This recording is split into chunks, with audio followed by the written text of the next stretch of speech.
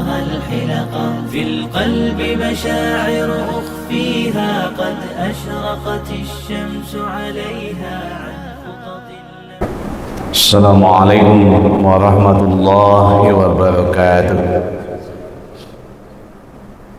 الحمد لله الذي أرسل رسوله بالهدى ودين الحق ليظهره على الدين كله وكفى بالله شهيدا.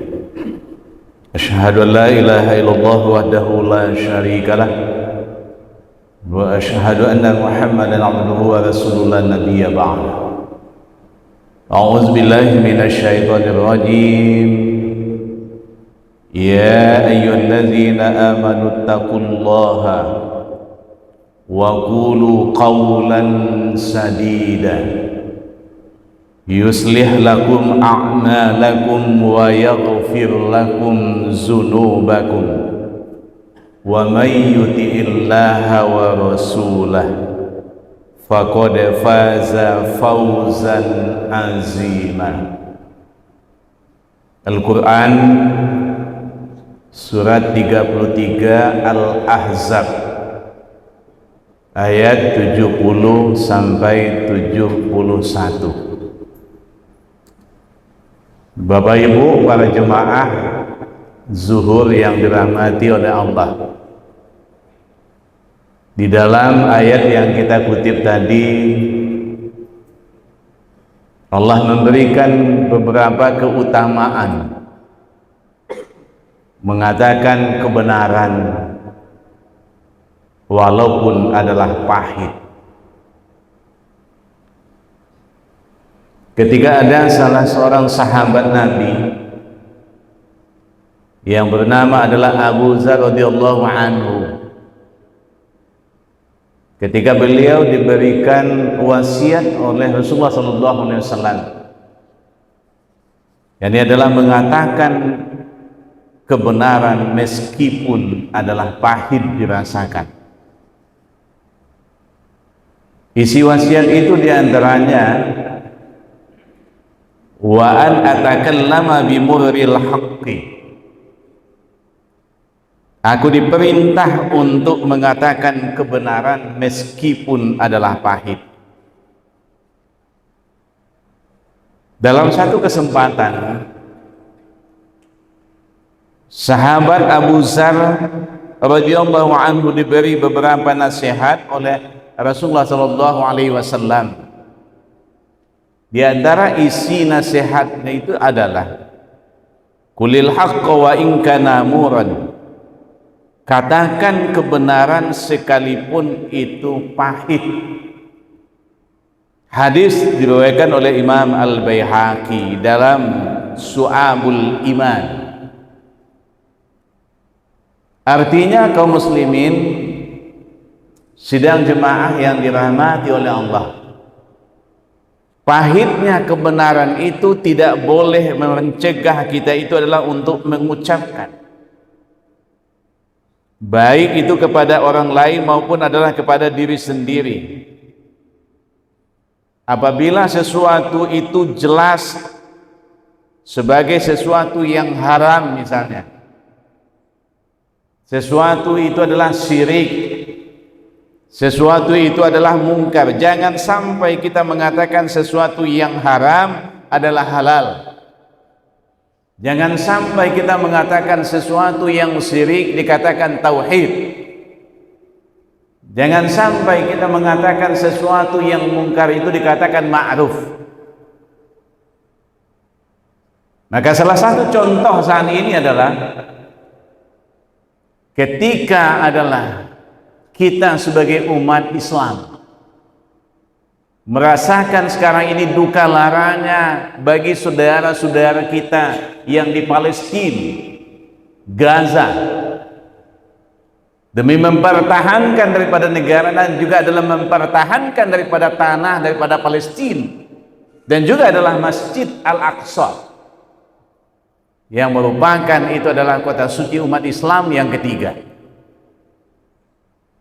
Bentuk daripada partisipasi kita, dukungan kita,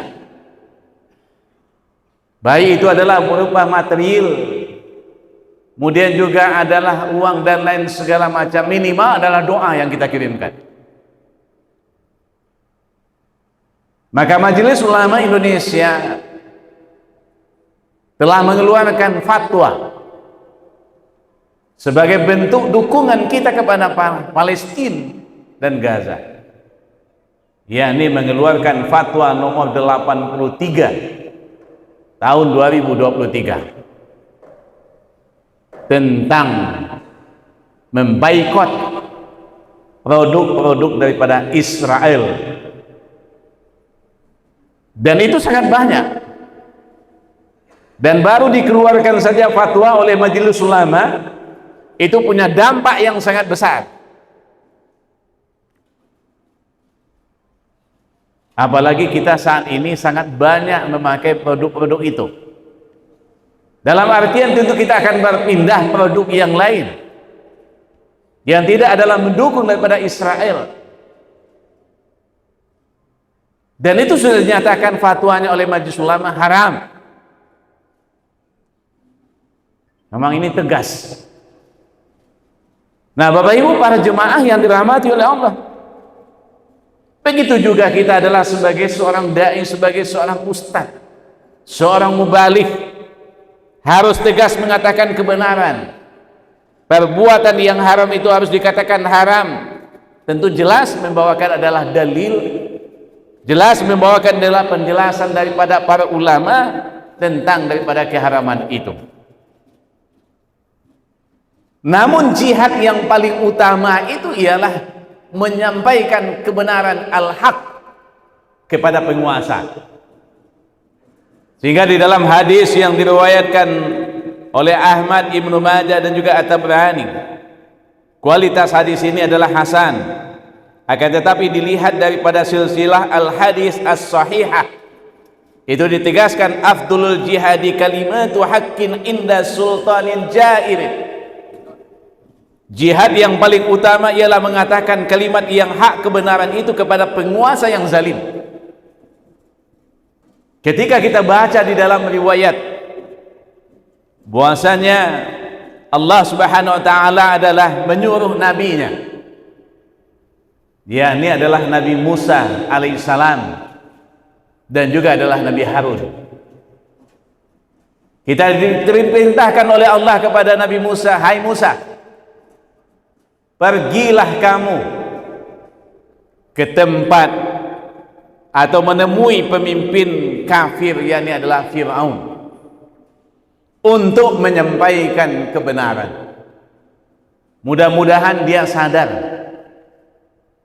karena ini adalah perintah Allah ketika ditegaskan oleh Allah di dalam Al-Quran, izhab ila fir'auna innahu tagha, pergilah engkau kepada Fir'aun, hai Musa, sesungguhnya dia telah melampaui batas, sampaikan kebenaran, mudah-mudahan dia sadar.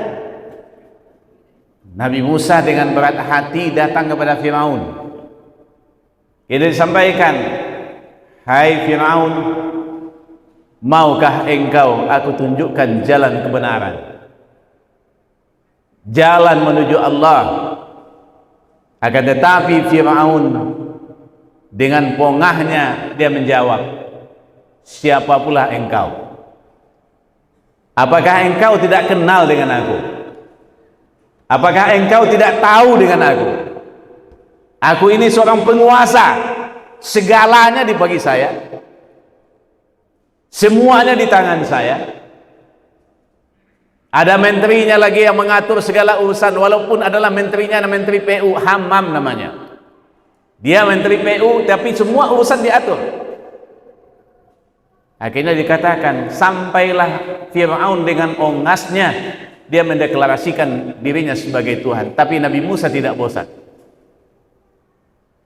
Apakah dia bisa menerima kebenaran yang disampaikan oleh Nabi Musa? Tidak. Tapi ingat, Fir'aun dihancurkan oleh Allah dengan apa? Dengan air. Ditenggelamkanlah oleh Allah di Lautan Merah.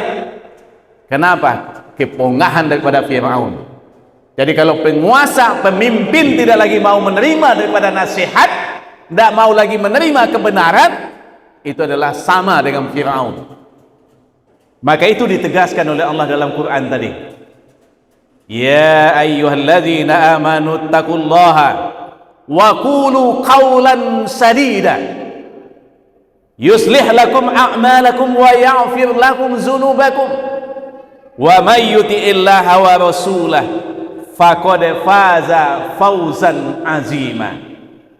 Wahai orang-orang yang beriman, bertakwalah kepada Allah, bertakwalah kamu kepada Allah, dan ucapkanlah perkataan yang benar. Janji Allah, niscaya Allah akan memperbaiki amal-amalmu, akan mengampuni dosa-dosamu. Barang siapa yang menaati Allah dan Rasulnya, maka sungguh dia menang dengan kemenangan yang agung. Janji Allah. Jadi mengatakan kebenaran itu jangan gentar, jangan takut. Jangan pula pilih tempat. Oh, di tempat ini jangan dikatakan seperti ini, nanti tersinggung. Memangnya dengan ayat Allah tersinggung, silakan saja. Apakah itu tersinggung dengan ayat Allah? Kita tidak akan minta maaf. Kenapa? Karena itu adalah ayat-ayat Allah.